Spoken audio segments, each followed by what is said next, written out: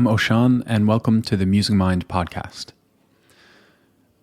I've had this long-standing problem, a quagmire, which is that when someone asks me what this podcast is about, I don't have a kind of handy, well-recognized way of conveying that, right? Through this podcast, I try and bring together some topics that very often don't go together, right? I'll usually tell people that it's about consciousness and economics, and sometimes how each might inform the other.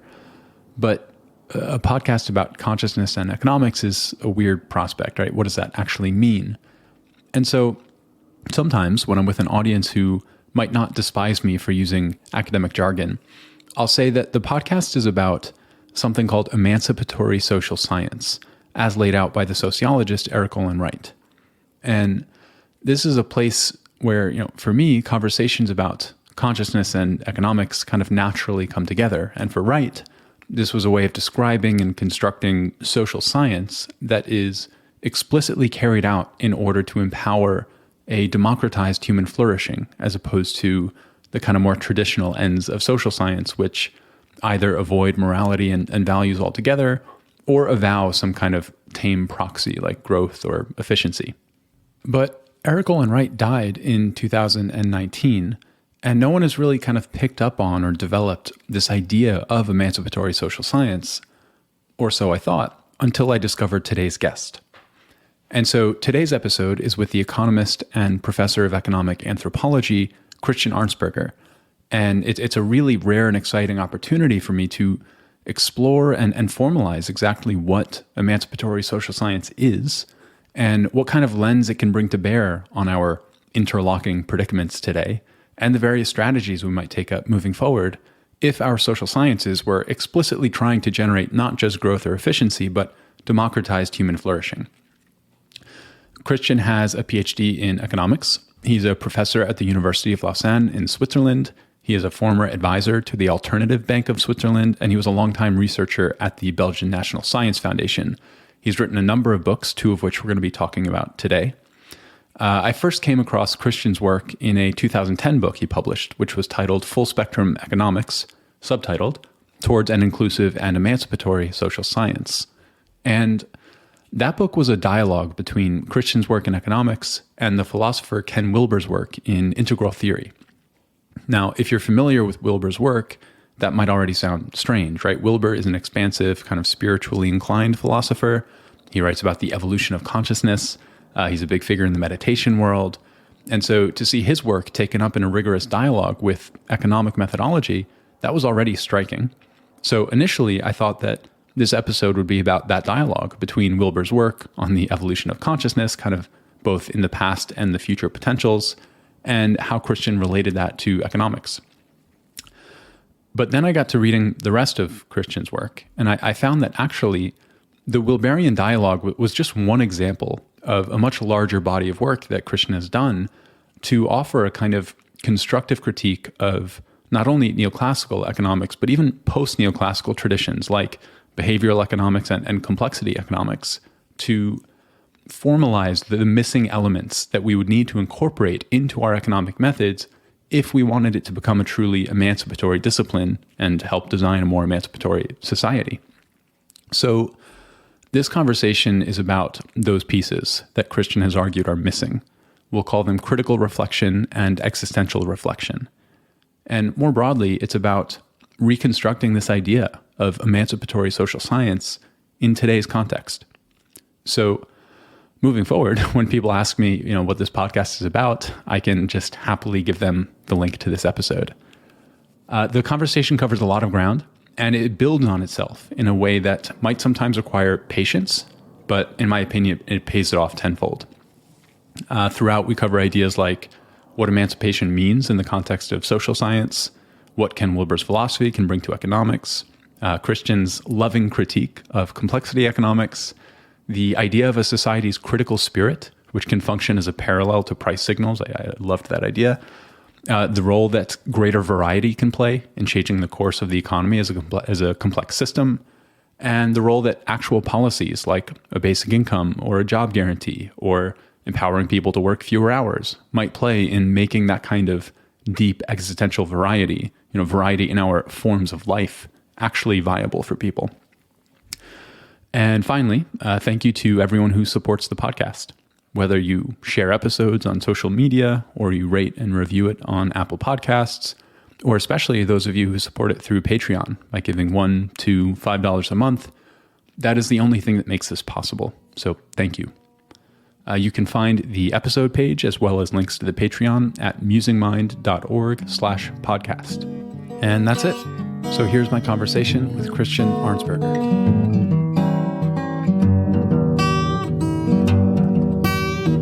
All right, Christian, welcome to the podcast. Thanks so much for being here. Thanks for inviting me. How are you doing? I'm doing well. How are you doing? I'm good. It's a gray day here in Brooklyn, a rainy gray day. We're near Lake Geneva. We're having a orange and purple sunset. Oh, wow. I prefer that. I'll cast that in my mind. I guess you would, yeah. So the way that I first came across your work, as we spoke about a bit, was you wrote a book in 2010 called Full Spectrum Economics, which is this really fascinating fusion. You use kind of Ken Wilber's integral philosophy, you mix it with some of your previous work on critical political economy, and you put together this framework that introduces a lot of ideas. So I wanted to start here. And maybe for anyone who isn't familiar, I'll let you kind of give a little overview of Ken's work, but he's a really fascinating figure, weaves philosophy, spirituality, consciousness studies, but in a very analytic and holistic fashion. I'd love to start here and touch on this, on what you found using kind of Ken Wilber's framework was able to do for your own thinking, and why you chose to write a book in dialogue with it, right? What did that kind of add or unlock for you? Yeah, well, I came across Ken Wilber's work in a different context, in a personal context. I was interested in his overall, kind of spiritual, holistic approach to everything, as he calls it himself, like a theory of everything. And I'm German, so we Germans, we tend to genetically gravitate towards, grand authors who say everything about everything. So Ken's work was kind of appealing to me in that way, but it was also appealing to me because of the framework that he was offering, which, the so-called AQAL, AQAL, all quadrants, all levels approach, which is basically a way of trying to describe what's going on in reality at every moment in terms of different dimensions of reality and different streams of evolution. And I found that fascinating from the beginning. I liked the way it allowed me to put some order onto the mess that is mainstream economics. And what it helped me do mostly, we can get into it, I guess, more in detail, but in a nutshell, is to realize that I, as a young economist studying in mainstream economics departments, I had been told a super reductionist approach to social reality, which basically looks only at what Wilber calls the outer aspects of society, but also of humans as economic agents. And so the neglect of the interior dimensions of the collective and of the individual suddenly struck me.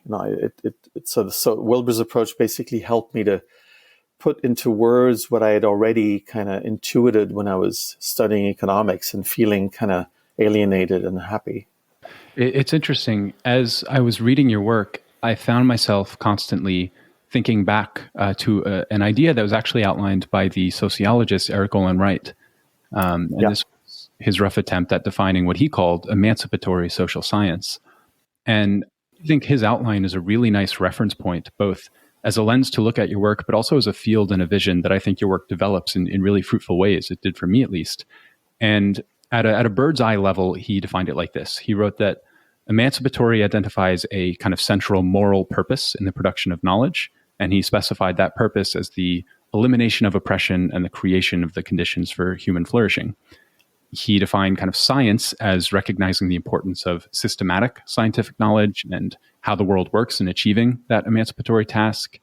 And then he used social as implying that emancipation depends upon the transformation of the social world, not just the inner self, not just the individual, something that in Ken's work, I found he's very good too at integrating those two dimensions. Right. Note for listeners that your book, Full Spectrum, was actually subtitled Towards an Inclusive and Emancipatory Social Science. Yes, it was. Yeah. Yeah. I want to start by dwelling for a moment on that term emancipation, right? We have social sciences already. We have plenty of them. They're proliferated across university departments. What we don't have are a lot of social sciences that explicitly engage either with the term or even the sentiment behind emancipation. And that's always struck me as profoundly strange. And interestingly, it's also historically strange, right? Economics used to be a branch of moral philosophy in Adam Smith's day. In the 20th century, we had the Frankfurt School and their critical theory, which you've done a lot of work with. But it kind of fizzled out in the 20th century. And in reading your work, it seems to me like maybe you've had a similar experience of finding the absence of anything that might be labeled as emancipatory interest within social science somewhat strange. So I want to ask what this term emancipation means to you in your context. Over the course of the conversation, we'll develop specifics and ideas, and you've done a lot of rigorous work here, but I want to start at a higher level view. What does adding that term emancipatory onto social science mean to your mind? Well, it means basically drawing inspiration from, broadly speaking, Marxian traditions, the Frankfurt School in particular. It means, first of all, that you as an intellectual, you're going to be aware of the fact that your task as let's say, an economist is to work with categories and ideas and concepts that are geared towards describing the world in such a way that you can help your fellow society members become aware of the structures that oppress them and oppress us. Okay. Emancipation is about, for me, is about not only fighting the outer aspects of society, in the standard Marxist way, or in general, progressive fashion, which is to say, you stand up against power, you tell truth to power, you tell people about the power structures in which they're embedded without being aware of it necessarily. You can even go and tell people about the power structures that actually alienate them and so on. That's one aspect, and it's super important. What I kind of think I added to that, and again, Wilber's perspective helped me spell it out in a way, in a nicer way than I had the intuition of before, is that we also need to emancipate from our inner servitude, the way that our psyche, our emotional impulses, our emotional habits, our habits of thinking, of talking to ourselves and so on, are also ways in which we're oppressed. We can be oppressed by our need to fill an inner void by consuming, for example. It's not just that, of course, advertising and capitalism and so on impel us to consume and need us to consume and overconsume, but we're also, at least in the modern West, we're also complicit of that in a certain way, because our culture and our inner construction as individuals has led us to need consumption in a very significant way to fill an inner void or a form of inner despair that we are not necessarily aware of, and that modern psychoanalysis, but psychology in general, existential psychology, is brought to the foreground in a very helpful way. And so, for me, emancipatory social science tries to do all that, which is a mouthful, but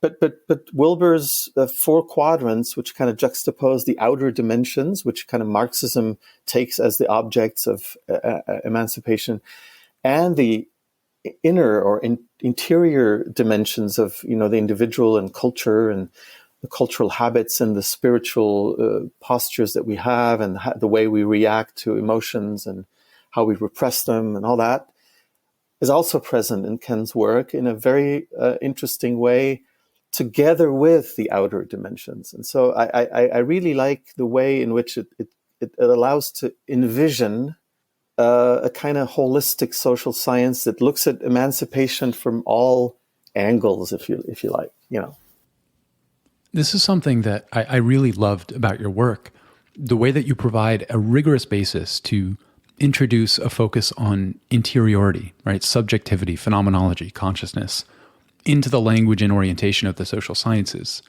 And it's interesting because it seems to me that this theme of trying to reorient our focus from the, reductively objective to a more first-person sensitive analysis of what life is like, of whether progress is taking place. This is happening across the board in a variety of places. I mean, I'm thinking back to the philosopher of mind, Philip Goff's book, Galileo's Error, just a couple of years ago. He argues that Galileo, in order to make the world tractable and legible to mathematical sciences and objective analysis, he literally said that he had to bracket out subjectivity, right? Bracket out the sensory world. And in so doing, he laid the tracks for a modernity that left subjectivity behind, right? Left it in that bracket where Galileo placed it and carried on with our objective methodologies, forgetting that if we're going to reject the dualism between matter and spirit, that we'll have to reconcile the exterior and the interior, as Ken Wilber tries to do. And this is also happening in places like 4E or an active cognitive science, where the theory of value, the idea of what value is fundamentally phenomenological, right? Value there is first and foremost an embodied dynamic. It's enacted in perception, which kind of forces this reckoning between cognitive science and phenomenology. And even in economics, certainly in Wright's notion of emancipatory social science, it's predicated on flourishing.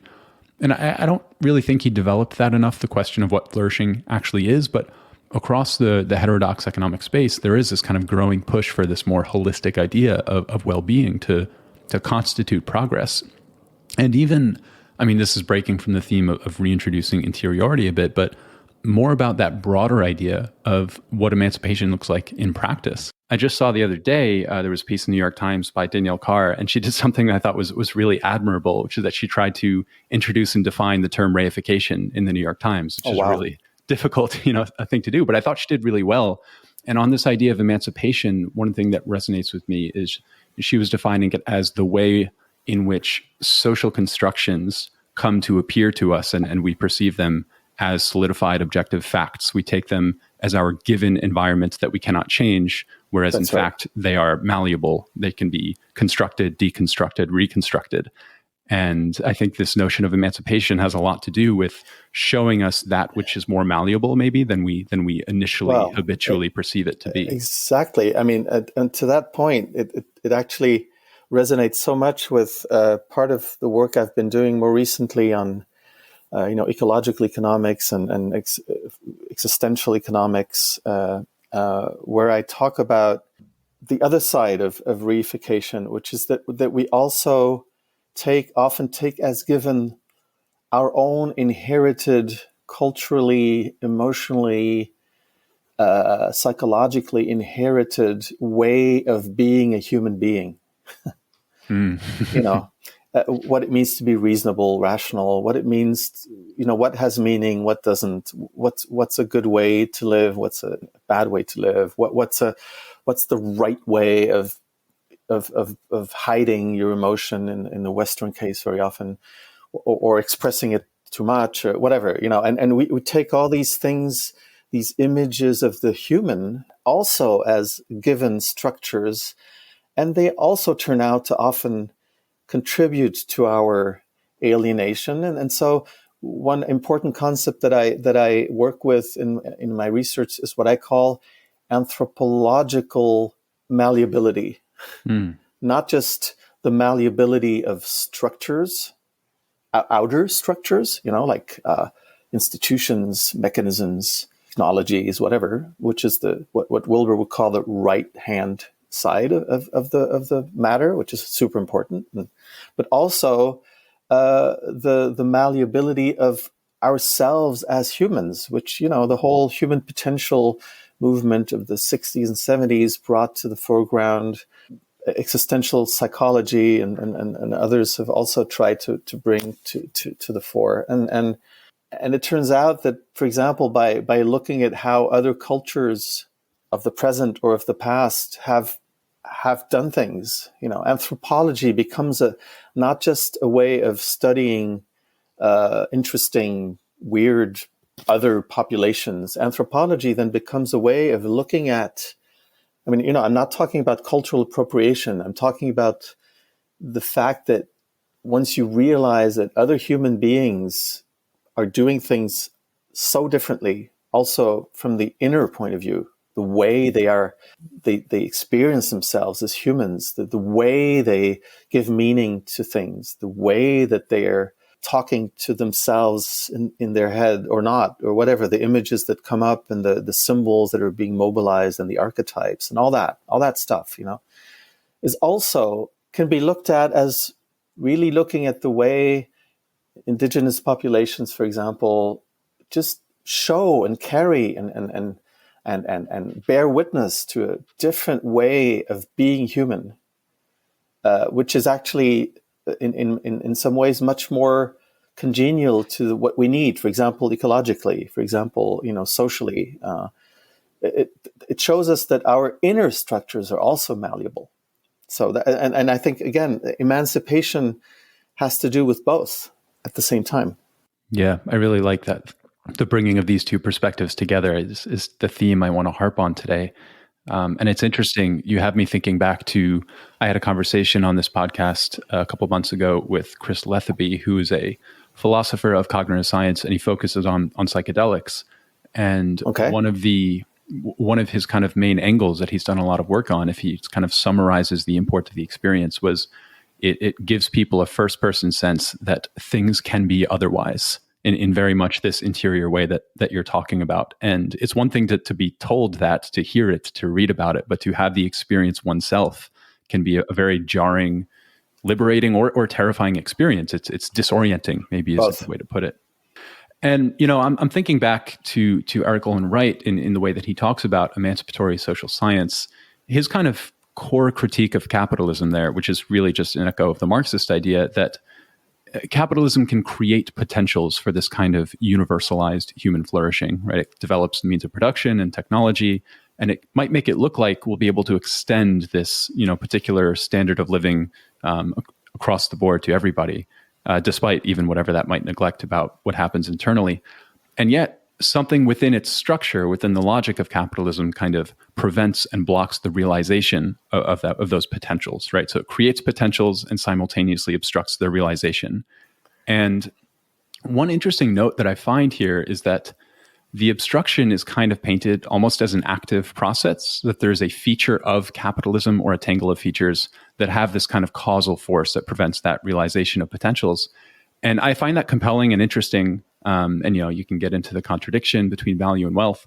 But in reading your work, I actually got the opposite sense, which I really enjoyed, which was that what I felt you were trying to do is point out not some active force that is preventing us from realizing our emancipatory potentials, but rather that there's something missing in the structure and methodology of economics, the absence of which is what perpetuates this failure to realize a more emancipatory system. It's like, trying to plant a garden in a spot that doesn't get much sunlight. You'll be missing a critical component. And to be more specific, what I have in mind here is your emphasis on critical and existential reflection. These kind of two ingredients are both critical to your picture of what human beings are or can be, and what most, if not all, kind of current forms of economics are missing. So I wanted to ask you about these two capacities, critical and existential reflection, and their role in this kind of evolutionary dynamic of realizing emancipatory potentials.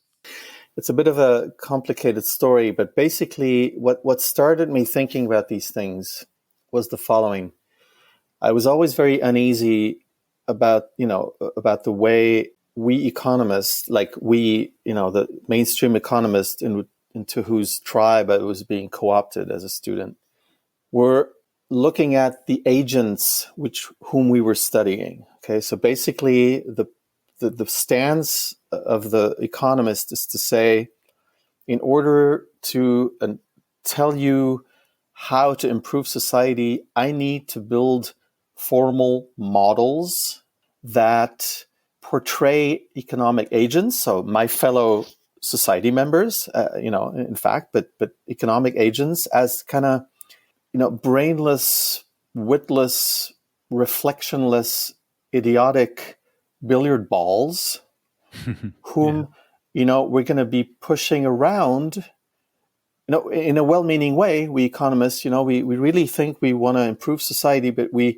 going to do it in a kind of super technocratic way where we assume away all of the economic agents' capacities to think by themselves and to formulate what they want.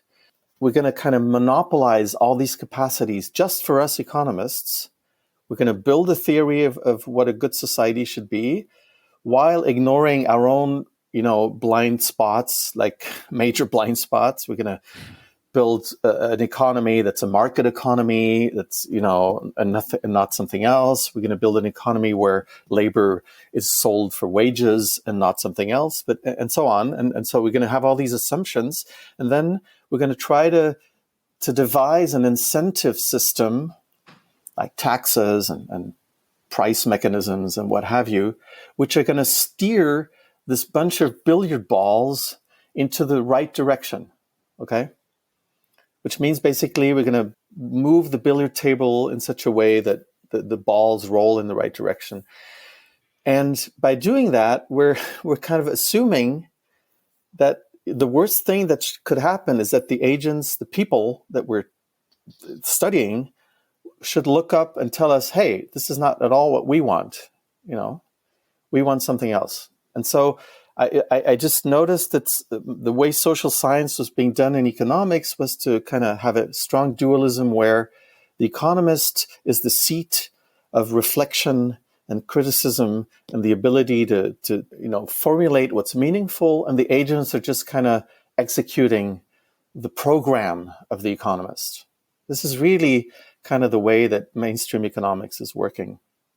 And once I became aware of that, I thought, oh my God, I can't stand working like this. I've got to venture into domains of knowledge where, we economists could could realize that these billiard balls are not billiard balls, they're human beings, they're agents in society who have critical capacities, who have the capacity to think about what's the meaning of their lives, why their lives are meaningless right now, how they could be made better. And we should study the way in which these critical and existential capacities for reflection can be mobilized by the agents in order to make society better from the bottom up, not just from the top down. And that led me to thinking about the notion of critical performance of the economy. So basically, the way economists see the economy right now, and still do, is basically in terms of material performance, okay? GDP growth, the accumulation of wealth, technology, technological progress, and so on and so forth. What about critical performance of the economy, which is, does the way in which the economy is organized today allow everyone in the economy to have the time, resources, energy, capacity to think about what a better economy would look like and how we want to get there? And what about existential performance of the economy, which would be to ask, does the economy, the way it's organized today, with all the stress and anguish and so on, does it even allow people to actually think, reflect on the meaning of their lives and why they feel their lives are alienated or meaningless and what they would like to do to make them more meaningful? And the answer is, in all economic models, certainly in the neoclassical ones, those two potentials for reflection are assumed away. So we're basically assuming that we're already in an economy where those capacities, that's a very human potential kind of way of putting it, but I like it in a way. I mean, it's where those capacities for critical and existential reflection have been, by assumption, cut out of people. They're not exercising them. They're assumed to not even know that there's an economy not even want to think about the meaning of their lives. And so, it's our task as economists to do it for them. And that dualism kind of has now become totally unacceptable for me. I mean, the way of doing social science as a kind of technocratic, abstract discipline seems to me complete. I'm not saying that macroeconomics or some knowledge about how the economy works can't be helpful coming from an economist, but should never be like this dogma that you kind of make descend upon people whom you assume know nothing and are ignorant and stupid and just need to be steered and guided.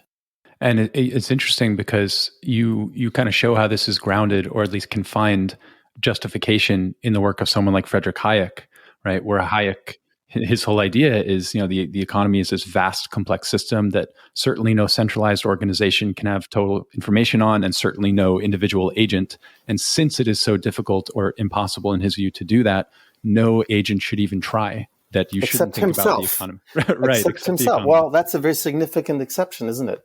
It's the most significant exception, which shows the underbelly of the way positivist social science works. It's you deny everyone the capacity that you, as a scientist or economist or intellectual, keep for yourself, which is the capacity to think about society and about the meaning of life. And you kind of decree that it shouldn't be exercised by anyone else, because if it does, then there's disturbance and unrest, and the economy becomes very unpredictable, and people might even want to have a non-market economy instead of a market economy. My God, where are we going?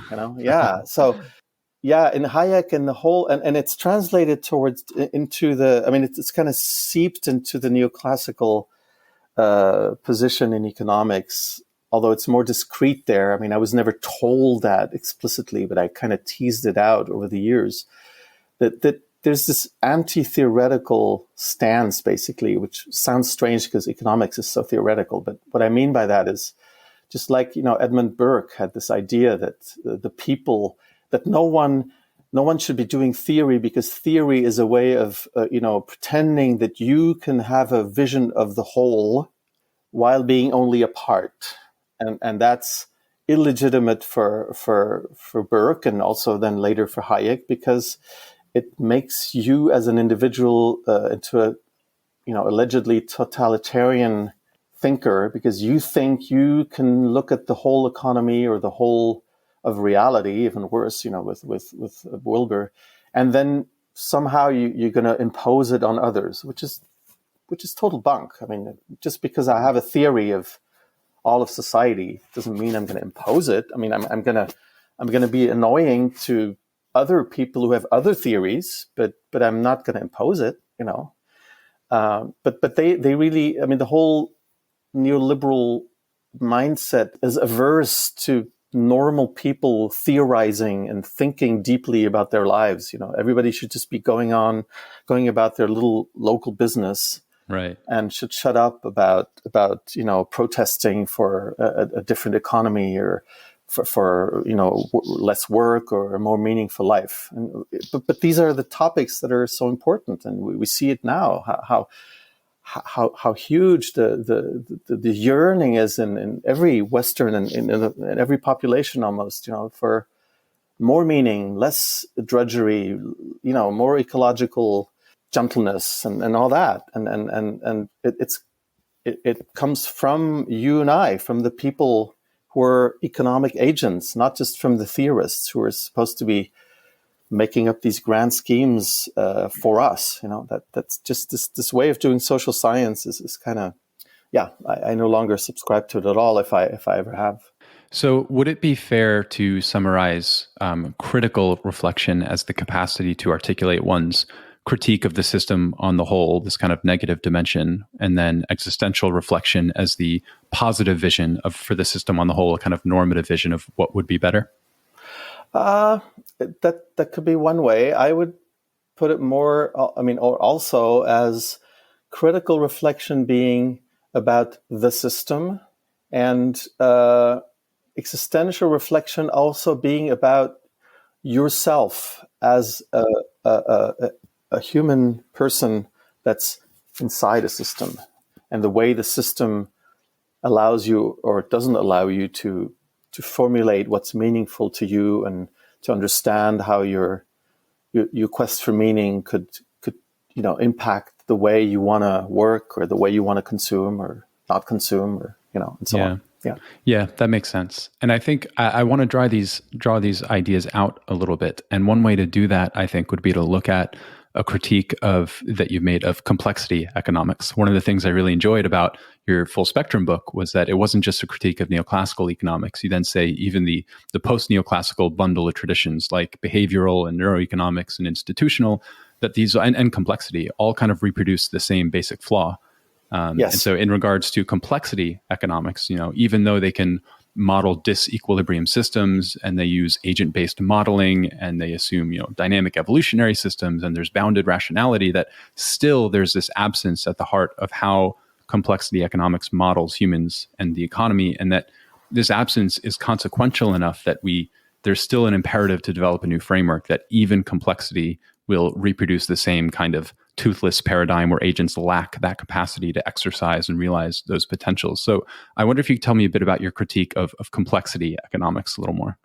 You pretty brilliantly set it out right there. So I'm not sure I can formulate it better, but but what I do want to make explicit is how Wilber's 4-quadrant approach allowed me to put that into words, And to realize literally the location of what's wrong with even those glorified neoclassical branches, where, like you said, complexity, behavioral, and so on, which are, within mainstream economics are considered, but people like Beinhocker and stuff like that. I mean, they consider this like the new promised land of economics, in the sense that finally we're not just doing equilibrium, atomized, process-less economics. We're also doing process, and we're understanding how error comes in, and so on and so forth. And I understand all that, and it's all great, and it makes for full careers and Nobel Prizes and so on.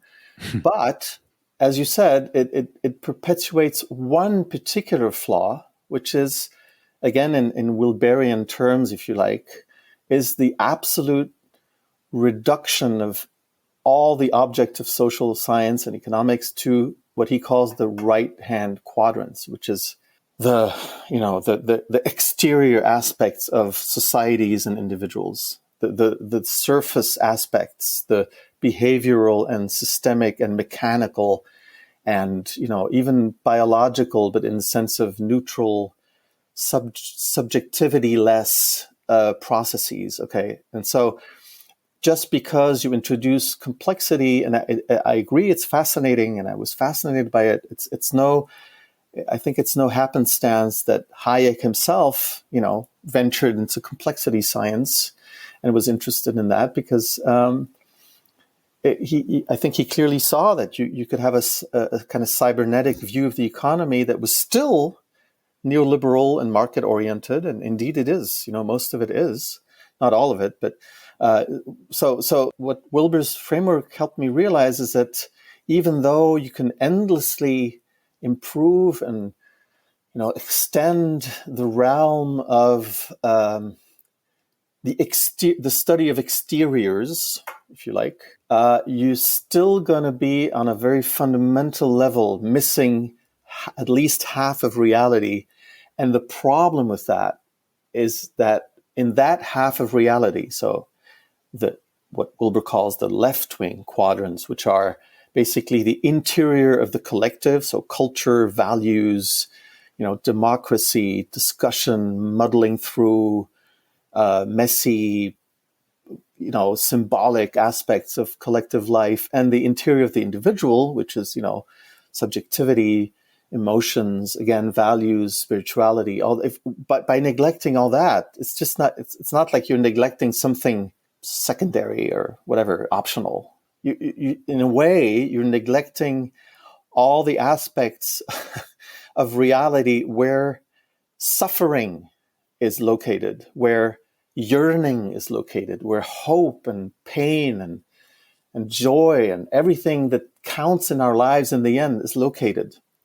And you're only studying the tools and the machines and the systems and that are supposed to help alleviate suffering and bring about joy and happiness and so on. But you're never looking at whether they do. and in that sense, Marxism was perfectly right. That's the way in which then those machines and mechanisms and systems and even biological evolutionary models and all that can be co-opted very quietly by capitalism, and they have been totally, and used only for the privilege of a certain class of people to make more money, not caring at all whether all the tender, subjective, interior dimensions of reality are being, shot, destroyed or not. It doesn't matter to that paradigm because it's not looking at that.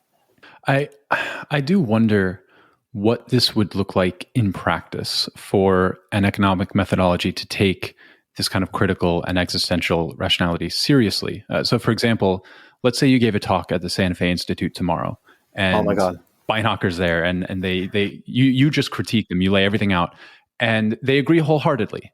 And the question is, how could complexity economics do this better, or can it? Right? Can you represent critical reflection, for example, as a computational parameter within agent-based modeling? Can you write an equation that integrates into the calculus that economists use? Or is this domain of critical rationality inherently somewhat qualitative, which I think might make the critique not so much of complexity, but really of any computational, mathematically grounded method that uses that first? That's interesting. And it's when I ask this too, I'm thinking of my last conversation on this podcast. I had the evolutionary biologist, David Sloan Wilson, on. And his critique of neoclassical was exactly this, that it begins with math, which precludes a certain degree of fidelity to human life. And he contrasted this with Darwinian evolution as a body of work, which begins not with math or computational theory, but with a qualitative, just linguistic idea. It begins with words, the idea of variation, selection, replication. And from that basis, evolutionary science has then come to use computational and mathematical models in specific contexts, but not as the kind of general baseline approach to modeling the system. So I'm curious if this reflects what you're thinking, whether it's possible for an approach like complexity to integrate these dimensions, or if there's kind of a methodological impasse there. Well, that's an excellent question. It's also very difficult because, my spontaneous answer would be, who knows? I would be willing to be open-minded. I'm kind of skeptical as to the possibility of reducing. Let's take a phenomenon that I mentioned earlier. This is going to sound a bit quaint the way I put it too quickly, but we can maybe come back to it. I work on what I call existential economics, in which, for example, there's the insight that, and it's supported by lab work and experimental psychology and so on, that when our fear of death and our fear of suffering and fragility is made salient, is particularly present in our minds and hearts and guts, we tend to gravitate towards things that are going to help us alleviate that fear and that pain. And so, for example, we will tend to, at least in the modern West, which is always a caveat that I introduce, because that theory is probably itself kind of historically situated and culturally specific. It's not a universal theory, but the subjects let's say in the United States or Europe broadly are going to gravitate towards consuming more, wanting to earn more money, wanting to secure themselves through possessions. So there's a link between things that help capitalism establish and solidify itself and the way in which subjectively in the interior of our souls and hearts and so on, we deal with the fear and the pain of being mortal and fragile and finite. So let's take that for example. I don't know whether we could ever put that kind of idea into a mathematical expression or equation or something. I strongly doubt it, which means that basically, I guess we could work on models that reproduce some of the characteristics that come with that kind of phenomenon. So we could probably introduce into our consumption functions, and some variables that could represent or approximate, the effect of ecological or existential angst on consumption. Maybe, I don't know, and so there might be some distance that could be covered, but in the end, what Wilber is saying in his later work, and Wilber and his colleagues at doing work on integral stuff, is that we're going to need a multiplicity of methodologies. We can't just have one reductive way of always approaching something, even in the way you just stated. Like, okay, we have phenomena that are initially described by words, but then we somehow want to put them into equations. Why? Because we're like the guy who's looking for his keys under the street lamp. That famous story. Like, why are you looking for your keys here? Someone asks him, and he said, "Well, they're not here. They're over there in the dark. But over there it's dark, so I'm looking here because there's light." And the general stance of modeling economists, and I don't mean this to be derogatory, or I know, I mean, I've been there. I've studied that for years, and I know the good intentions it comes from. And it's not like a war, but I'm just really insisting on the fact that, as well-intentioned as it is, this kind of funneling, this reduction of what matters to equations is only there because we want to be able to somehow prove our points and formulate our advice about the economy from a position of expert knowledge, where we somehow want to be able to show graphs of trajectories of variables and predictions and so on. And that might be, part of the game to be played. And so I guess I would answer the people at the Santa Fe Institute, well, if you think you could approximate some of the processes I've talked about with some variables, and that the outcomes of your models would capture what's essential, right, then okay, why not? I mean, I'm not sure you're going to be able to do that, but why not? But my point is more that once we take into account critical reflection and existential reflection on the part of persons, not just agents, but persons who are living in the economy, who are living, hoping, loving, suffering, dying in the economy, worrying about their retirement,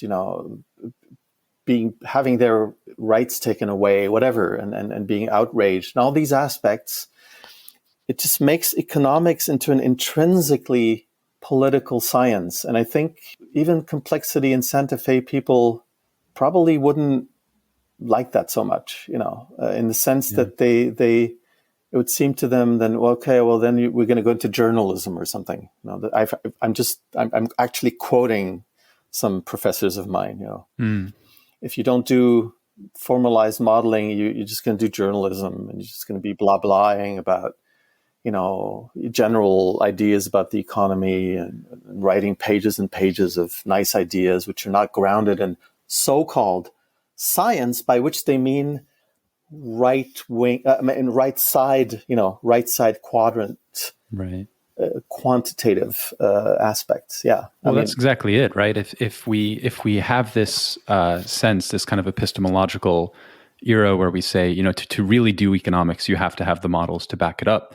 The kind of consequence of that is we're disempowering folks who don't know how to do those models from contributing their own opinions, their own voices into that conversation. Exactly. And it means that basically at some point, I mean, part of economics has to go back towards sociology, field work with actual people.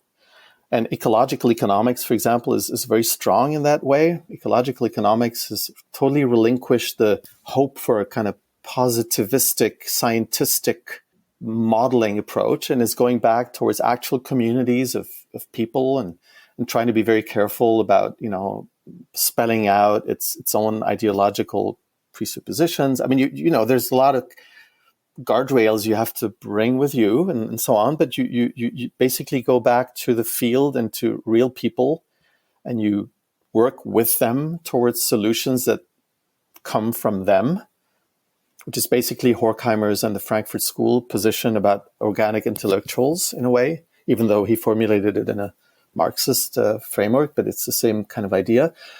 And on the other hand, economics also needs to go more towards philosophy and phenomenology and existential psychology and disciplines that are really geared towards first-person accounts of what people are going through as they live in the economy and trying to make sense of it. So there's an interpretive dimension. You need to have hermeneutics. You need to have, and of course, it's all, even as I'm saying it, I realize how cumbersome it feels to the standard economist who think she can study 4 years of math and then have basically the tools to answer questions about, should we raise the interest rate or should we lower it, and right. Stuff like that. And but it's a whole different world of what science is for and about, and it is a rift, and unfortunately it comes down then often to, the dialogue then with economists, with mainstream economists, kind of breaks down.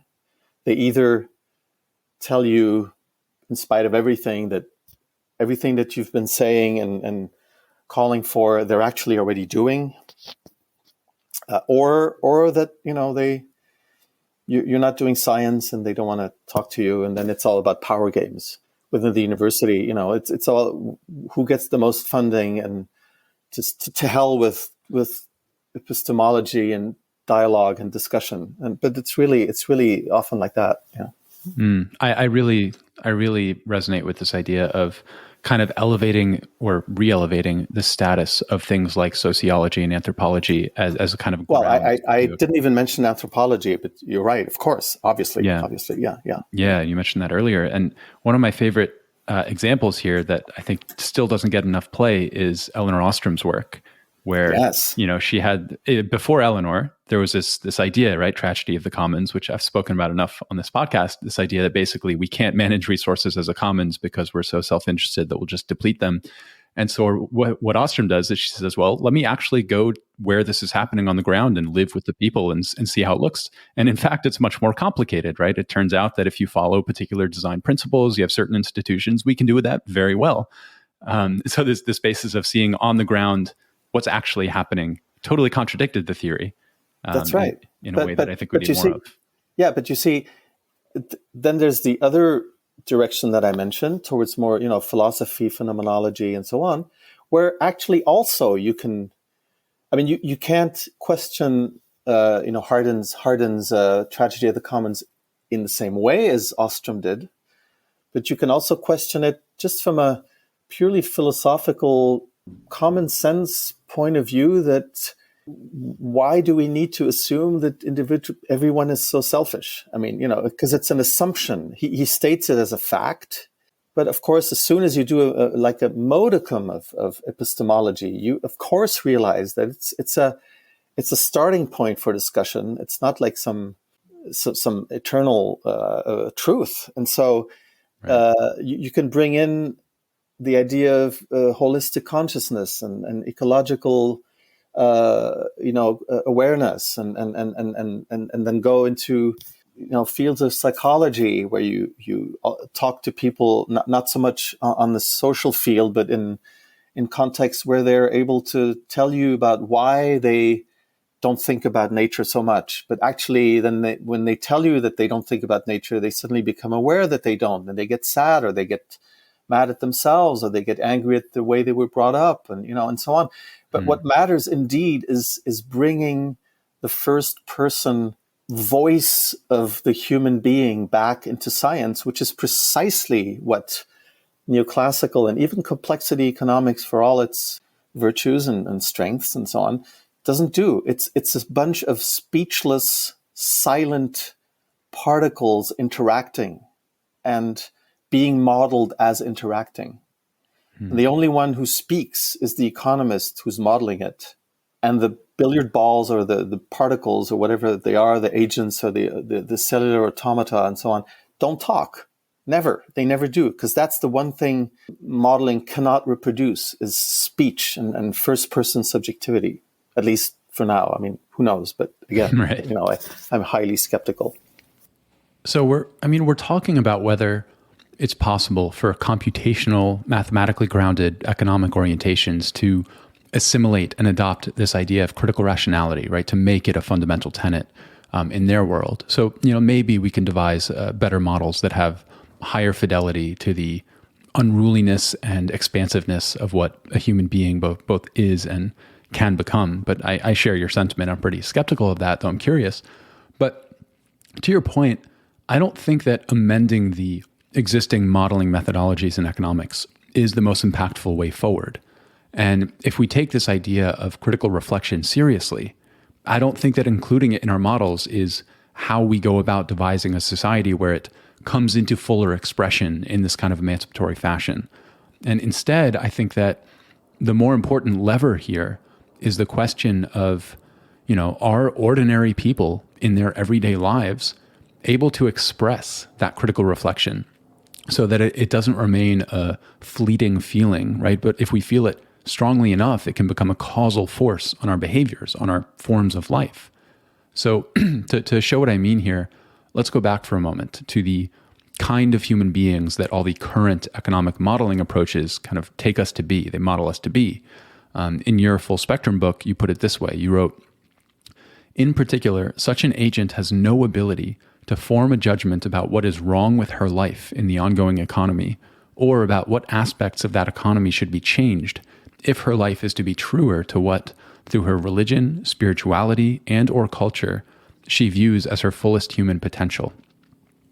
And so I can speak from very direct experience here that most human beings I know absolutely form judgments about what is wrong with the shape of their lives in the economy, right? We all have these moments where we look at the overall landscape of what kind of life the structure of the economy tends to promote and incentivize. And we can feel the kinds of possibilities it both presents and withholds from us, and feel that something is deeply wrong with the shape it's giving to our lives. And this is where the problem is, where I think the block is, right? If critical reflection is going to play a role in the shaping of our economy and the shaping of our lives, we need to not only feel that there's something wrong, but we need to have the real resources and capacity to act on that feeling that our lives are misaligned with our own interior values.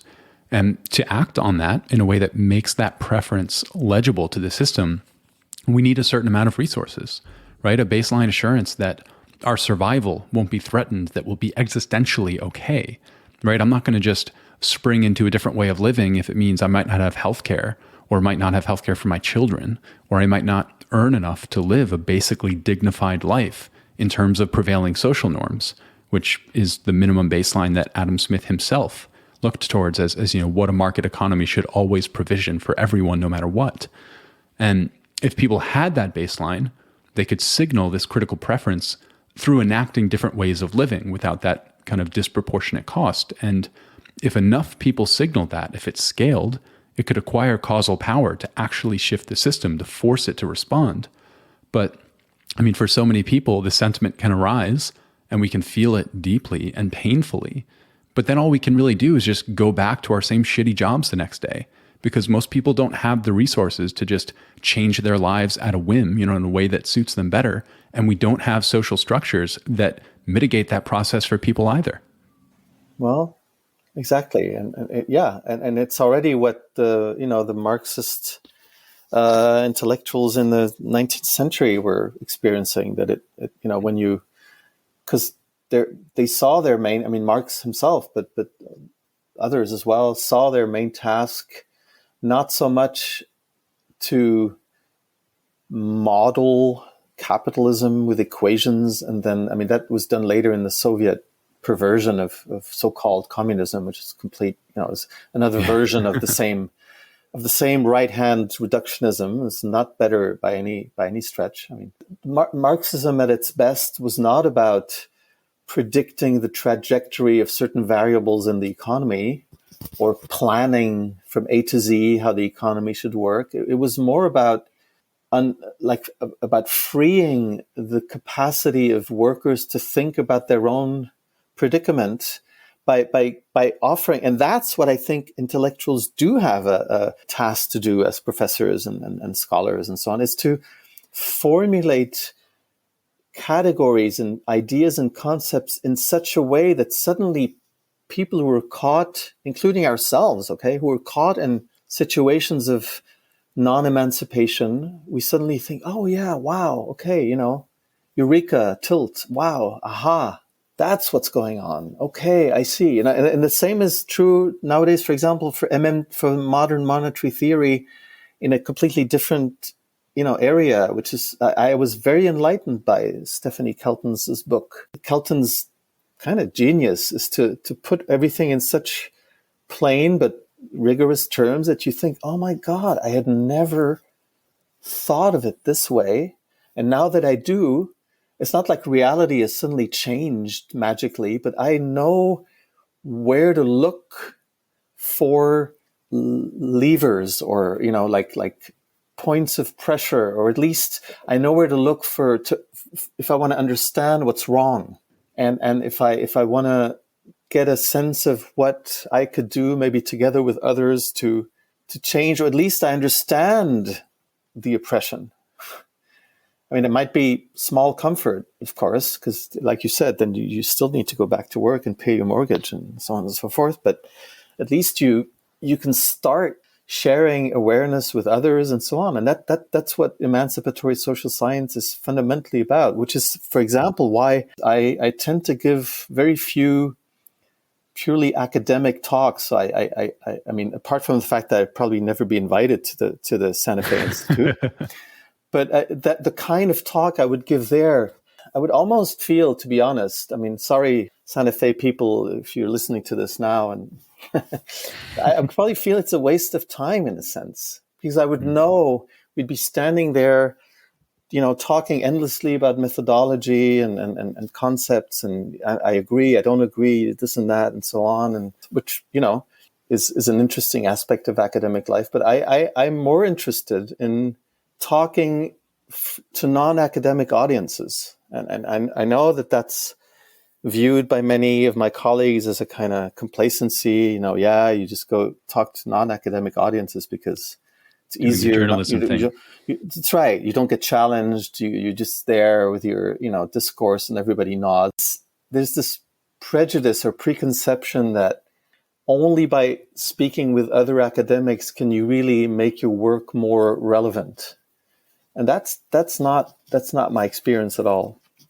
But I mean, for example, the point you raised earlier about could we, model some aspects of critical and existential reflection through some, mathematical or other expression. I mean, it's interesting. And if there were progress to be done, I'd welcome it. But I think it's more urgent to take those insights from the work I do and kind of try to convey them to quote unquote normal people. And it's actually, I was actually asked that once in an evaluation interview at my faculty. One of our vice deans asked me, well, so, I look at your CV and you're mostly giving talks to like citizens associations and so are you an activist or are you a scholar? And I looked him in the eye, and I was thinking of the two books that we're talking about now. And I said, I'm a scholar and I write about activism in a particular way. And I wrote 3 books about it. If you want, I could give them to you. He kind of, okay. That almost lays bare this assumption. Down, but Yeah. Yeah, that lays bare this assumption of kind of the cleaving of a normative vision. You shouldn't have normative aspirations within the academic realm of economics. It's not the place for it. Well, okay, wait. I mean, you could have normative. I mean, I have lots of colleagues who work with mathematical models of normative issues. See, it's not even that. Right. You shouldn't work in a way that presumes that you need to communicate your work to the actual people who are being talked about in your work. I see. Yeah.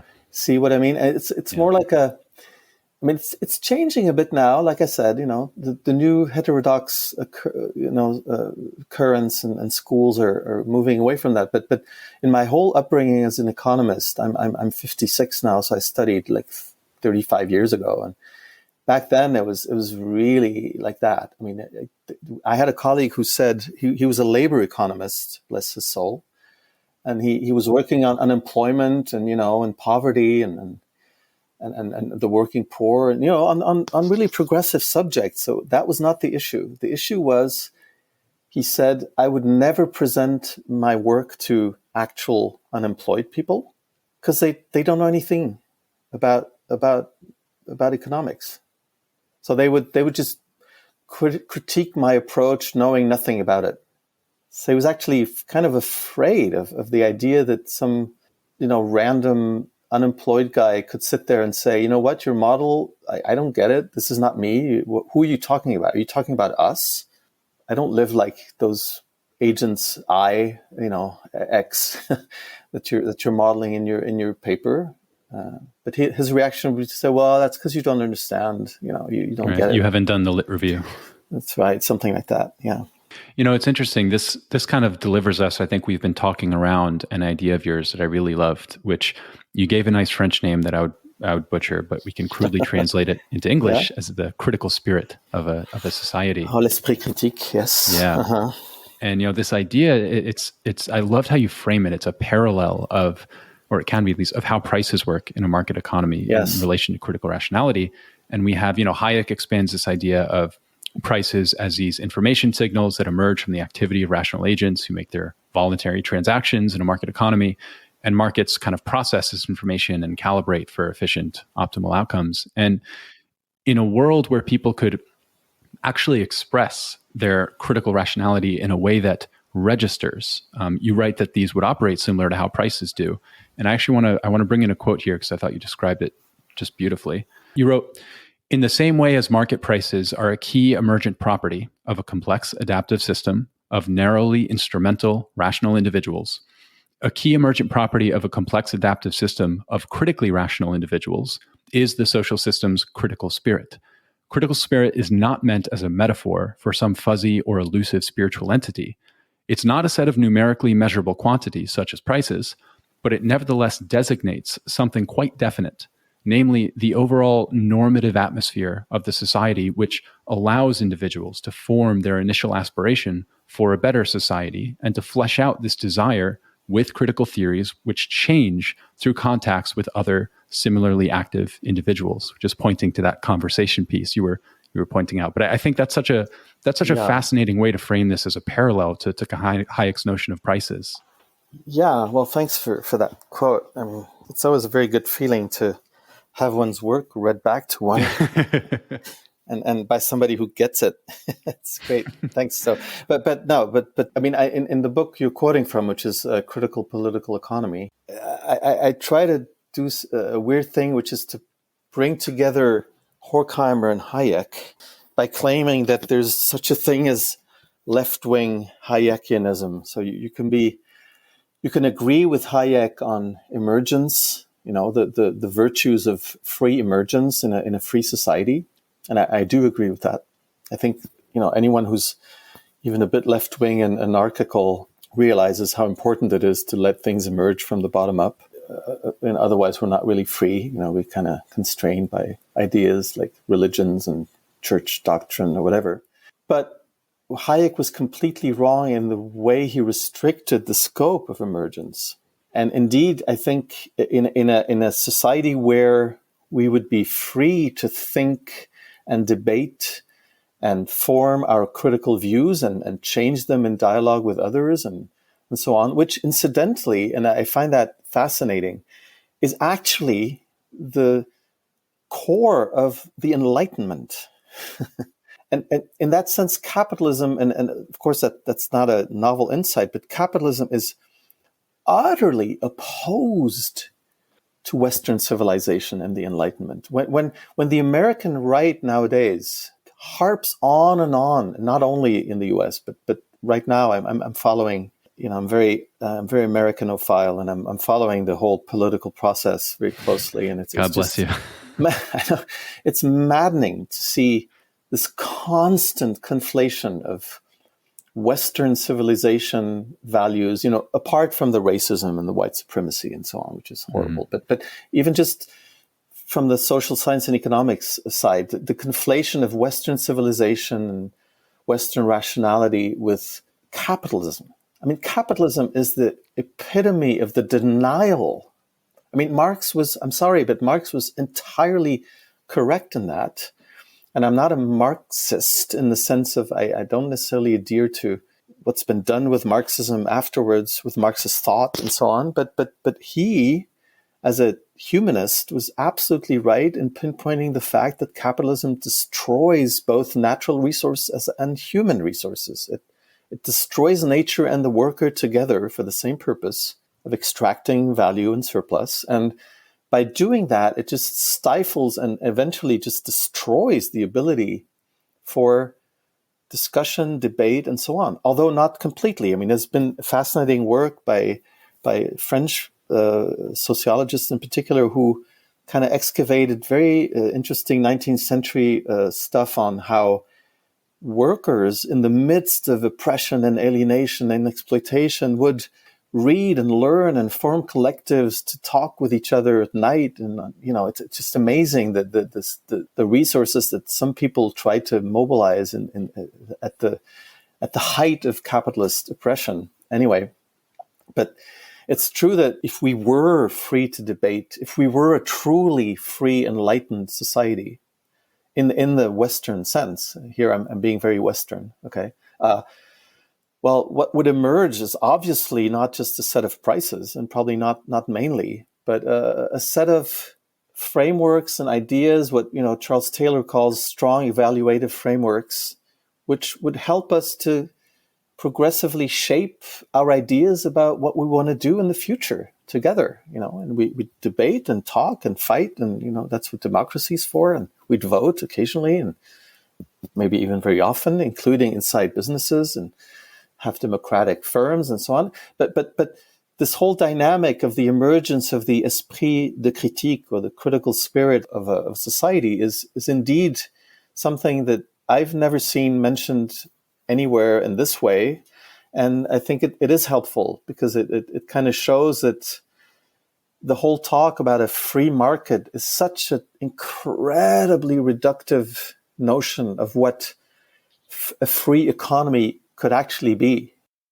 When you're writing about the economy as a complex system, and given that complexity, the question of how we can take action to intervene and improve and change outcomes, you referenced a book titled Harnessing Complexity by Robert Axelrod and Michael Cohen. Yes. Oh my God, that's been a long time. Yes. Okay. Yeah. But I thought it was really interesting what you brought in, right? In their work, when thinking about the strategies available to us as a collective, as a society to intervene, one of the leverage points that they look to that we can use to affect change is the amount of variety in that system. And in particular, they're writing to kind of help readers think through how to influence and change that amount of variety, which, as they describe, then changes the balance between exploration and exploitation.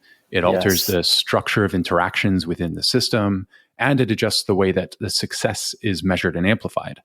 And all those outcomes are affected, according to them, by this level of variety in the system. And so if we feel that today the system is over-indexed on exploitation, on structuring interactions in a way that is not producing an acceptable basis for human or planetary flourishing, and is measuring or amplifying the kinds of success that do not really align with our kind of critically reflected values, this question is, okay, how do we inject more variety? And in your work, and I think your review of Horkheimer's, you talk about these kind of injections of variety that can alter the path of a system under a number of really fun labels. There's disordering potentialities, there's rational nonconformism, even conscious disadaptation. But I'm curious if you could tell me a little more about the role that kind of variety and disordering potentialities play in all this. Right. So that actually refers also to stuff that I've been doing more recently, which I'm still working on, which is what I call the permacircular society. I saw that in French, by the way. I looked for the English one. I said, not yet. No, it's not yet. No, unfortunately. Right. So the idea of variety is, and again, what I've tried to do seems to be like a pattern in me, which maybe I should investigate that through some therapy. I don't know. I take stuff from, like kind of conservative literature, because basically that book, Harnessing Complexity, is not really progressive. Most complexity theorists have very strong potential ties, to business spheres and consulting. So they will use those tools for, I don't mean to just say that wholesale, but there's a tendency in a lot of the complexity literature to go Hayekian in a way, to use those tools for, to show businesses how to accumulate fitness credit and to be more efficient and more competitive and so on and so forth. So I tend to take ideas like that and actually turn them towards progressive uses. And so indeed, when you can see this idea of diversity and rational nonconformity and so on, purely in terms of business innovation and being, thinking outside of the box and all those things that business consultants routinely churn out, Mm-hmm. You can make a lot of money on those reports. That's right. You can. And that's part of the internal dynamics of capitalism itself. It's very good at recuperating, at kind of, sterilizing interesting ideas. But I try to de-sterilize them in a way. And so my idea is more to say, in line with, Roberto Unger, who's this great Brazilian American philosopher from Harvard, who talked about democratic experimentalism. His point being that a democracy is all the more flourishing the more there is a spirit of experimenting inside society. If we want to have an innovative society that goes towards progressive goals, we need to free the potential for social and, as it were, ecological experimentation. Okay, communities, new ways of life, and so on, and try to support that in a way through what have you, basic income and other means. The idea is, especially given the ecological predicament now, where we really don't have the solutions yet. We have technical solutions. We have some ideas about how to build a stationary economy and so on, but we don't have the societal solutions about what is actually going to work as we descend, energetically, and as we simplify and degrow our economies. So the idea is that dissensus and disagreement and peaceful, juxtaposition of different experiments is going to be very important, just as a kind of search engine for society to find the ways of life that are going to work with less energy, less consumption, less money, and so on. Yeah. And for that, you need to just let pioneers go out and try it.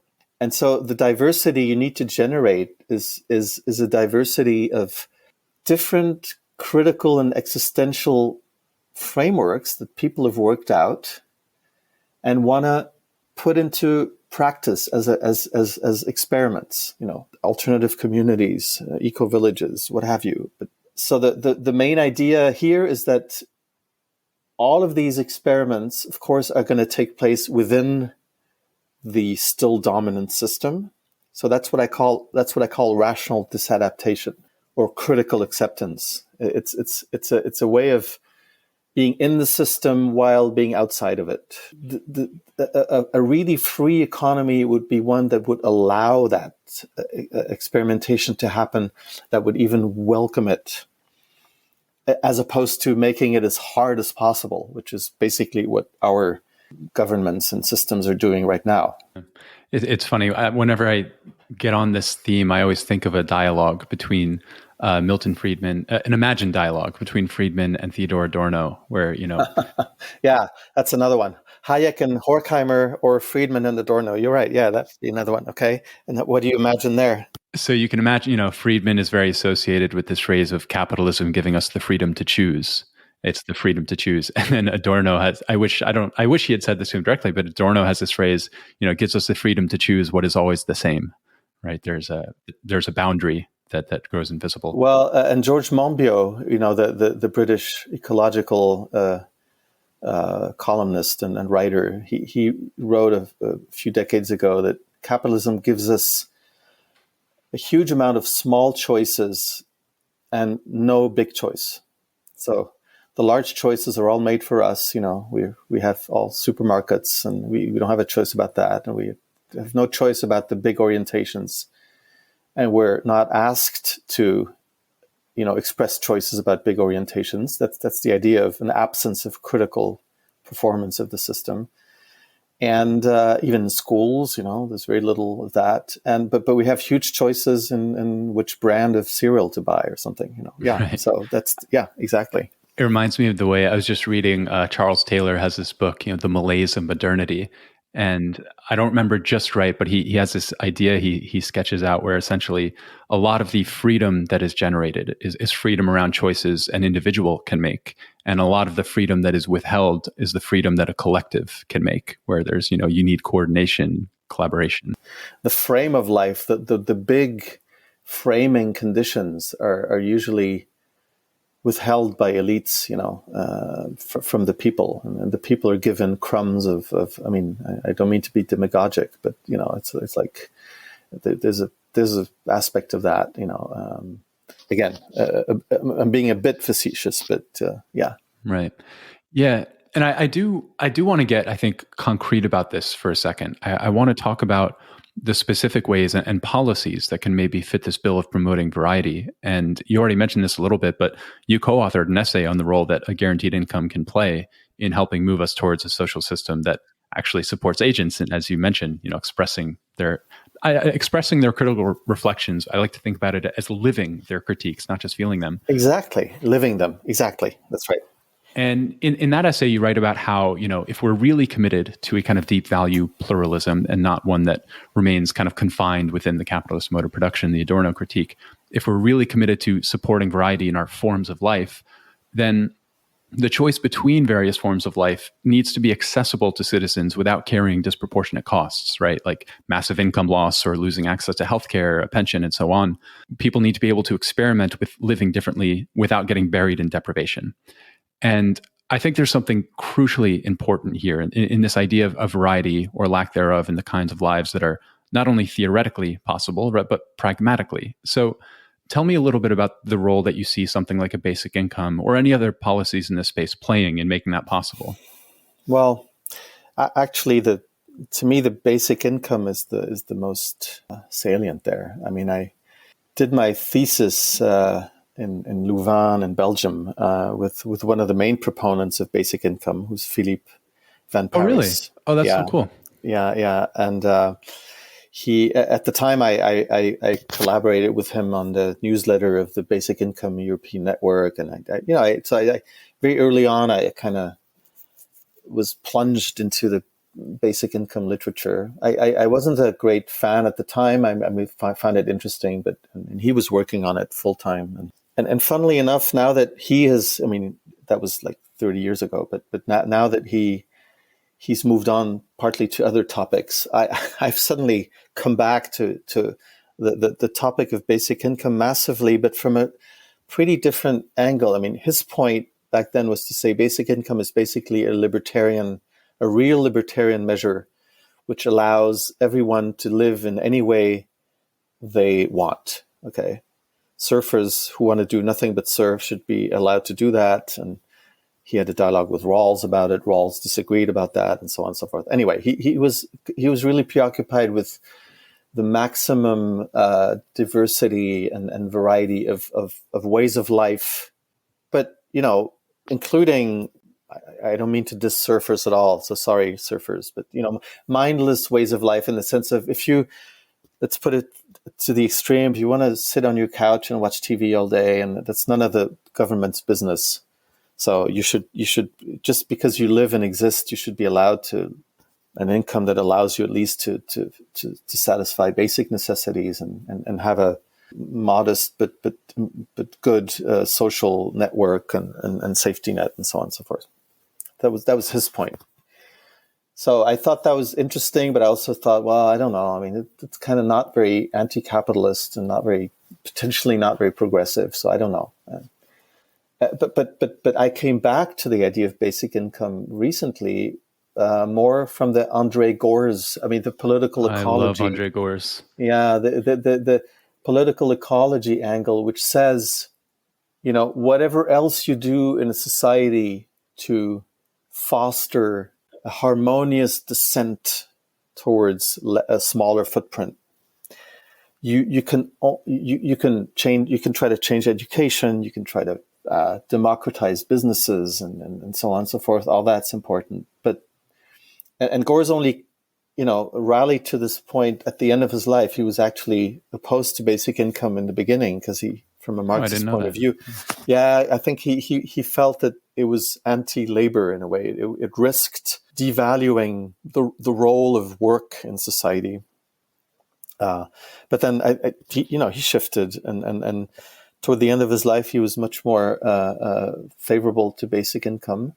And his point was to say, well, whatever else you do in a society to make it progress and emancipate, you will not be able to have people actually enroll or be engaged towards the new ways of life that are needed if you don't have a basic income. It doesn't mean that the basic income is the end all and be all of it. You need to do other things in society as well, but it's an essential tool to create a kind of baseline, a level playing field for everyone to know that they can modestly but safely exit the wage work treadmill and go and experiment with other stuff. And so to me, that's the emancipatory role of basic income needs to be insisted upon, and in that sense, it's an essential tool. And the other tool that comes along with it, and which is of a very different type, is monetary reform.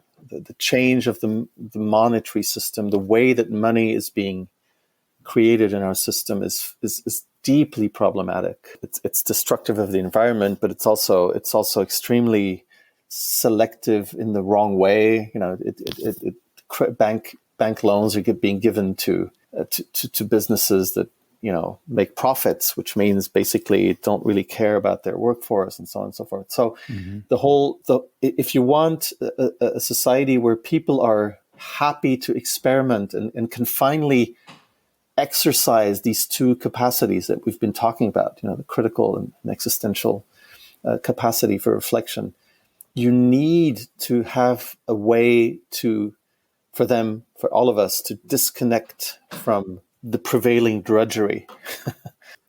Maybe there's a better way than basic income, of which I don't know, but for now, my equilibrium rests on basic income as a definitely a key, a cornerstone component of a society that creates diversity and variety in the way that we've been talking about.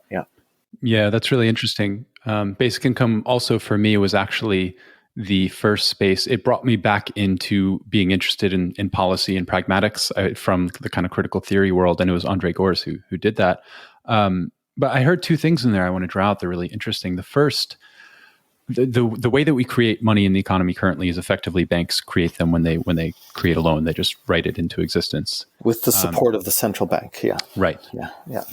I think it is what you're saying, because this goes beyond my comprehension. Maybe you can clarify for me. Are you saying that a basic income could be an alternative way to create money in the economy, rather than filing it through banks, you file it through people. Indeed. So this it's the whole topic of the quantitative easing for the people and stuff like that, which is basically very simple, but completely heretical. It's like it's simply to say, look, the central bank should not be beholden to the banking system, which is a tall order because it was created to be the arm of the banking system. So, and the central bank could just completely. I mean, my friend Yanis Varoufakis has written a book called Another Now. He advocates a basic income being paid by the central bank on accounts that citizens would have at the central bank directly. Short-circuiting we don't need the banking system at all for most purposes. If we had a democratically reasonable, of course, we always need checks and balances, and there's no naive way of doing this. But if we had a central bank that was really geared towards what we've been talking about, like creating a truly free economy of critical and existentially free agents, the least it could do is the central bank could just create money. Because, as you said correctly, it can just create it from scratch, especially in countries like the US or Switzerland, which are sovereign in terms of money creation, or the European Central Bank. Any central bank could do it, like free monetary creation, and give it to the people, as opposed to the banks. I mean, the fact of funneling it through the banks is again, it's one of those structures we talked about early on in our discussion, which is it's been reified. One of those totally reified, but intentionally kept reified structures that are actually completely malleable and changeable and not arbitrary, but historically there's reasons for it, but not at all a necessity of nature. Yeah. So right. Yeah, exactly. It's interesting too, because one of the things that makes basic income such an interesting and both kind of inclusive and kind of contentious terrain of debate is that a basic income is not a particular policy. It's an umbrella, and it can be designed a million different ways.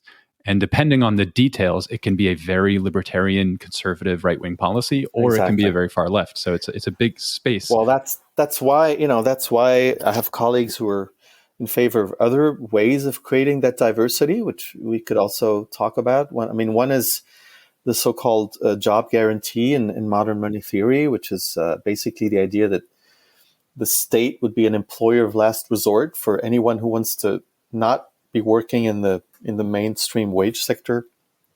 That the government could provide all these experimental jobs and new sectors of whatever that we need today for diversity and variety and experimentation, and that's also a possibility, and but then the brunt of the problem rests on whether that government itself is going to, what kind of jobs is it going to guarantee. So there's never a 100% guarantee that it'll be progressive, but and then you could sharpen it even by introducing a so-called economic transition income, which is something one of my colleagues here in Lausanne is working on. She's proposing that we should funnel the funding of this job guarantee through cooperatives at the local level that would themselves know and determine which green and social jobs are needed in the communities, and they would ask for funding from the government. That way, we would avoid the fact that a central government is determining, for the whole country, what's needed at each level. That can fall dystopian quickly. That's right. And so these variations that I've just talked about are ways of kind of modalizing it's the same idea generally as basic income, but it tries to narrow the scope so that there's maybe less risk of it becoming neoliberal. Although, there's never 100% guarantee. So I'm open to, the way we create this variety that is going to foster experimentation and critical and existential, reflection is a bit still open to debate. But certainly, you see, these are, if we come back to our discussion of before, suppose I say that to the Santa Fe Institute. What are they going to do with that?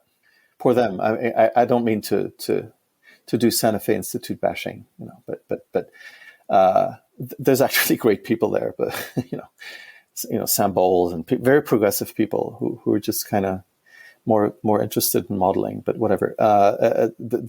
What would they do with that? They could do models where you introduce a basic income as a variable. I don't see how they would catch the question of whether or not the basic income is going to help people experiment or just make them sit on couches. I don't know how you catch that. I don't know how you catch the notion of emancipation in an equation. See, I mean, so here with this topic, you necessarily need to go into sociology and hermeneutics and psychology and even philosophy to just work out the way Gores and Van Parijs and many people have done. I mean, Philippe Van Parijs is actually a sociologist and philosopher. He's not an economist. So and that's why I liked working with him, because there was this openness to adding these dimensions of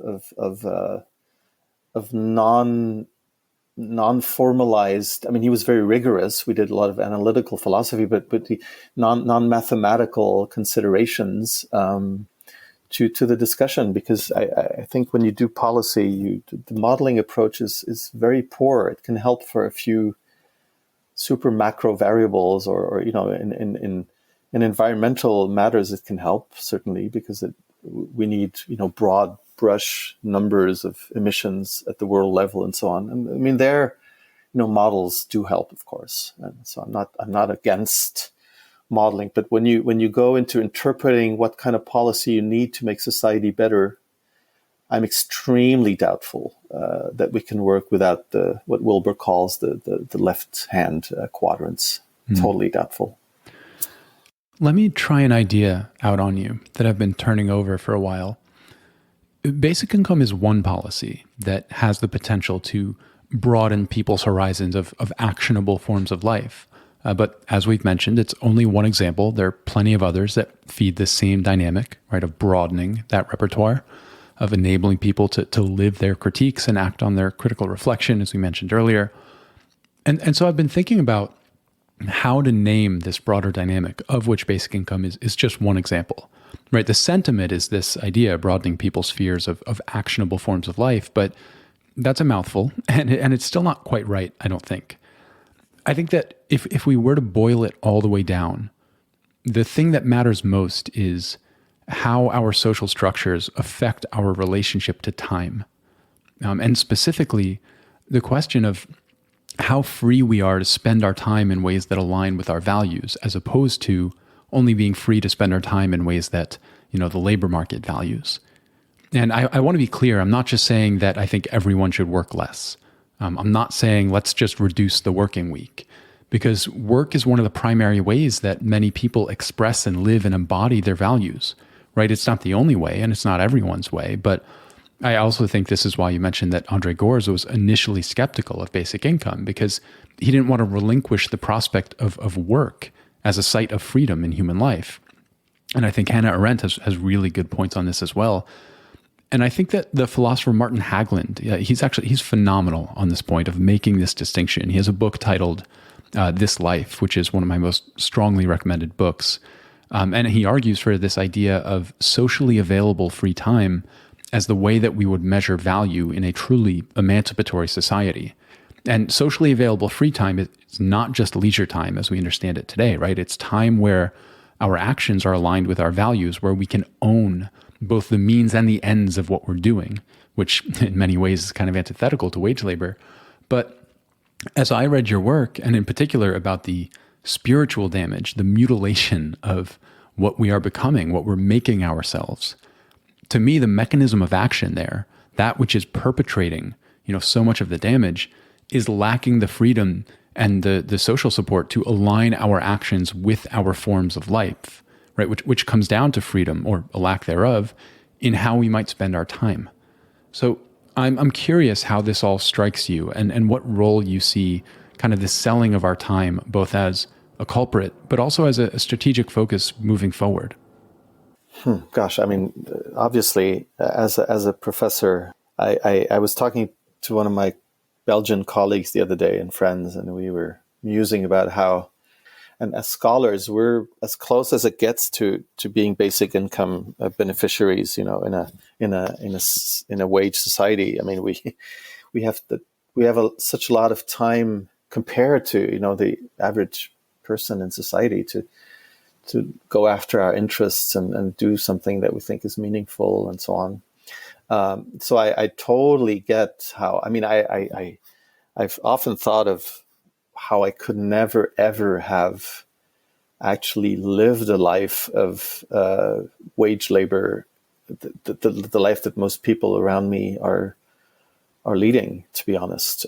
So I totally concur, and I see exactly what you mean by the fact that one of the most destructive aspects and the most kind of deeply damaging aspects of capitalism is indeed the fact that not only energy but time, just which is a kind of equivalent of energy, but in terms of intensity, is given to sometimes things that are honestly so futile and useless, and even when they're useful, they're so stressful and destructive that definitely the reduction of working time would be one of the main aspects, and all the more so because when we're talking about degrowth and the necessity for ecological readaptation and conversion of our economies, it turns out in the research that I see all around that the reduction of productivity and the reduction of working time are the two main factors which are going to help reduce the size of our economies and the damage they do to humans and to the planet. And so absolutely, I mean the fact that we'd be able to work less and be less productive, which means produce less in the shorter working time that we do, are two major components, and that. So I totally agree with that. Basic income would help in that, in a sense, because at least if we have a government that prevents businesses from internalizing the basic income and diminishing wages in the same proportion, which would be terrible. But in addition, the reduction of working time is crucial because it simply, as I think you said just before, it just liberates so much potential for experimentation. I mean, we can't experiment if we're working one or two jobs a week. I mean, the stories I hear from the States are just so incredibly sad and terrifying. People having to work 80 hours a week to barely make ends meet. I mean, I don't know how barbaric you can get. And of course, under those conditions, not only people not experiment because they don't have time and energy or the mental space to do it, but even more, they kind of tend to gravitate towards necessarily quick fixes within the system, not changing it, but asking, and so asking for higher wages and wanting economic growth to keep on going, and which is only fair. I'm not being derogatory here, but I think the possibility for the economy to become much more critically and existentially reflective in the sense of allowing critical and existential reflection, it really is going to go through reduction of working time. Definitely. You're totally right. Yeah, I totally agree with that. Yeah.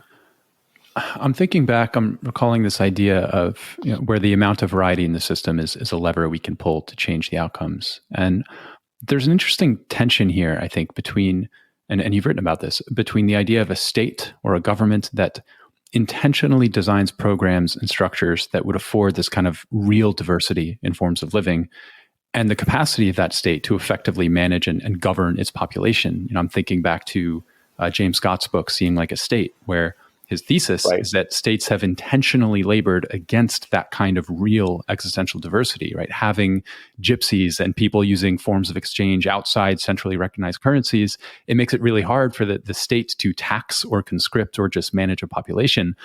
And so the state sought to reduce that diversity, make societies legible to them. And the more diversity in forms of life, and the real diversity, not the facade, the more difficult the hypothesis is that the more difficult it becomes for the state to control and govern, especially, in a time where we're seeing the value of strong state capacity through COVID and the pandemic, and also the failures of not having it.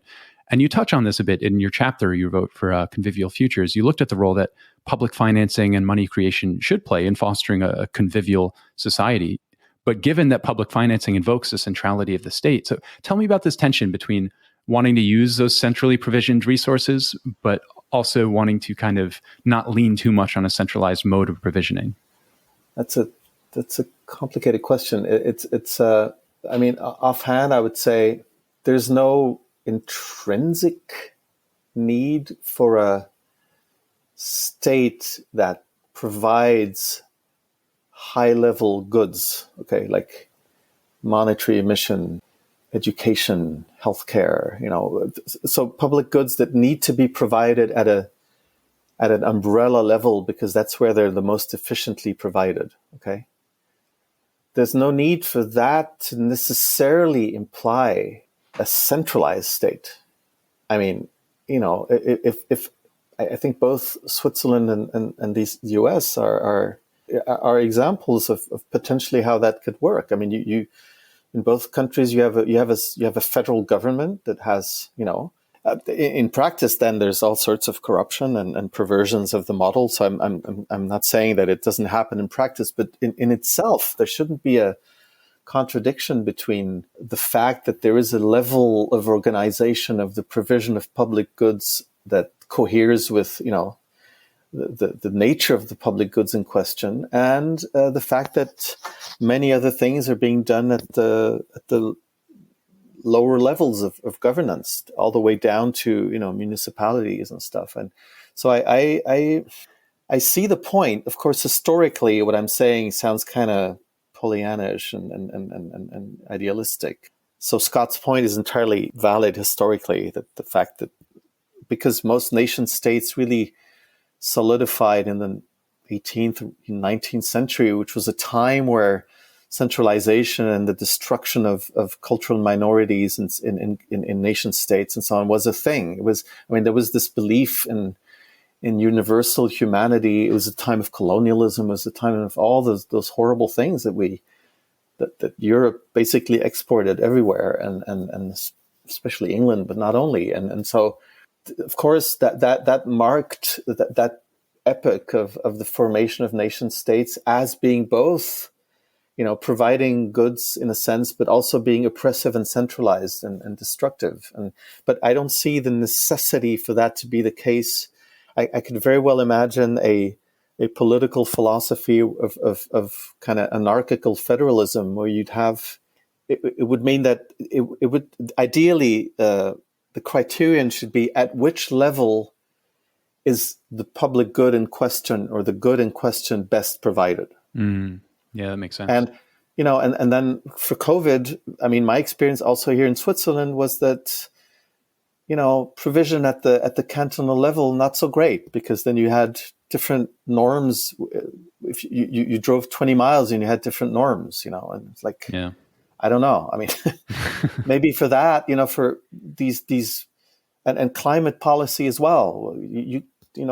City climate policy is fine symbolically. It just doesn't really do the job if there's no national and international climate policy to go with. So if we could be just reasonable, and I realize how kind of optimistic that sounds and almost a bit stupid, but if we could be so reasonable as to just have a roster of, this is the level of governance at which this kind of good can be meaningfully provided. Maybe education is fine at the cantonal or at the, more local level, because you have cultural differences and what have you. It's all up for discussion, but you would have a possibility for doing both, but fundamentally it does require a kind of relinquishing the idea that governance and political power are there for the unification of everything, and it just requires that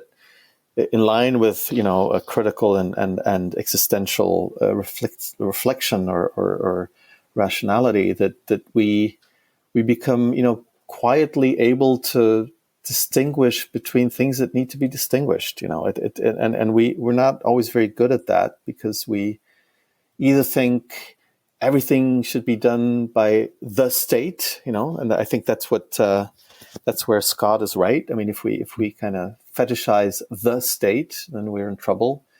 But we're also in trouble if we fetishize the local community, in ways that are happening in the U.S. right now. It's it's this whole thing about states' rights, or even within states' rights, and the problematic of religious freedom is very strange to me in the States, and the way that some communities are allowed to just completely disconnect from the rest and do whatever they want.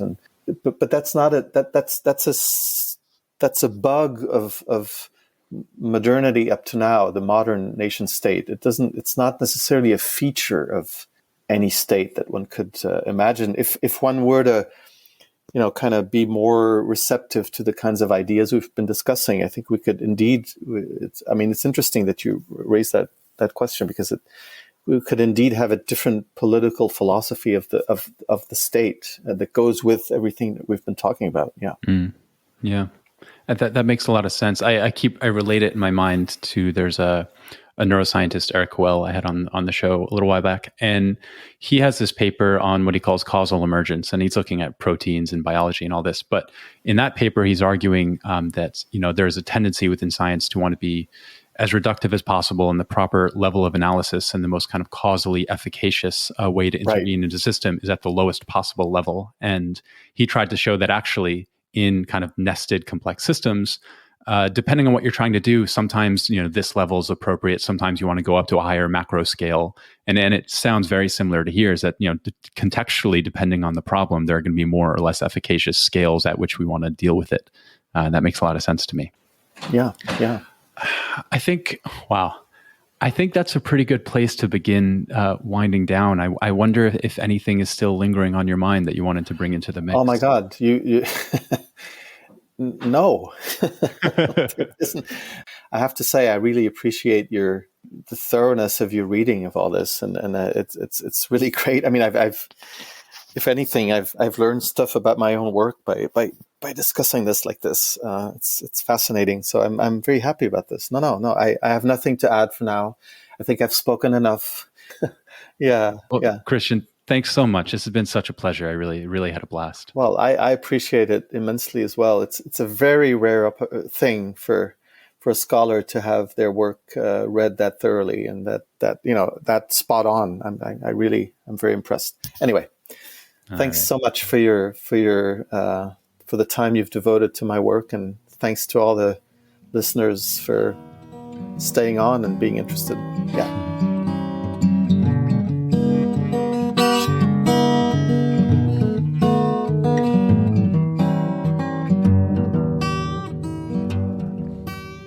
All right, that'll do it.